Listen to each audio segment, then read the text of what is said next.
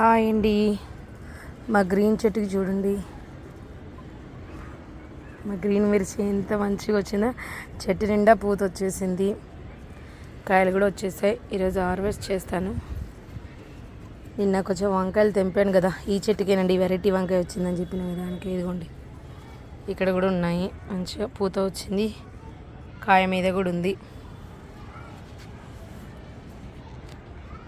ఇది రెడ్ బెండ చెట్టు అండి. ఇది వేప చెట్టు చూసారా, ఎంత బుడ్డి తొట్టులో పెట్టాను, ఎంత బాగుందో. ఇదేమో తెల్లగన్నేరు చెట్టు అండి, ఇదేమో ములుగ చెట్టు అండి. ఇది పారిజాతము, ఇదేమో అదే రెడ్ చెర్రీ అంటారు కదండి. ఇదిగో కాకరకాయలు కూడా వచ్చాయి, ఇక్కడ ఉన్నాయండి. ఇది చెట్టు చిక్కుడు, ఇది మందార అండి. అదేమో ఆవాల చెట్టు.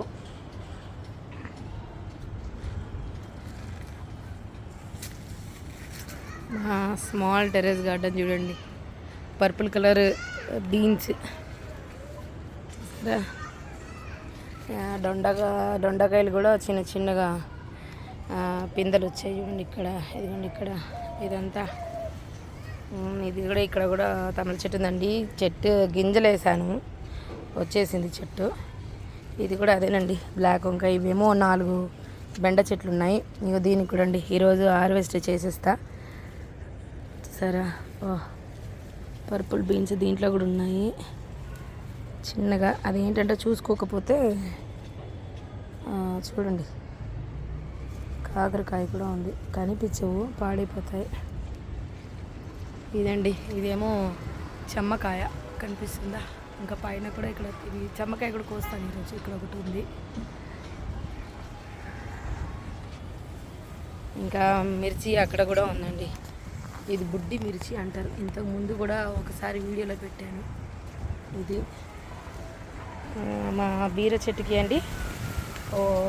వాన వచ్చేలా నేను వాటర్ వేసిన తర్వాత అయ్యోయ్యో నేనే పడిపోయేలాగా ఉన్నాను. ఇదేమో మా స్టార్ ఫ్రూట్ అండి. ఇక్కడ ఒక దాక్కుంది, ఒక బుడ్డి స్టార్ ఫ్రూట్ వచ్చి.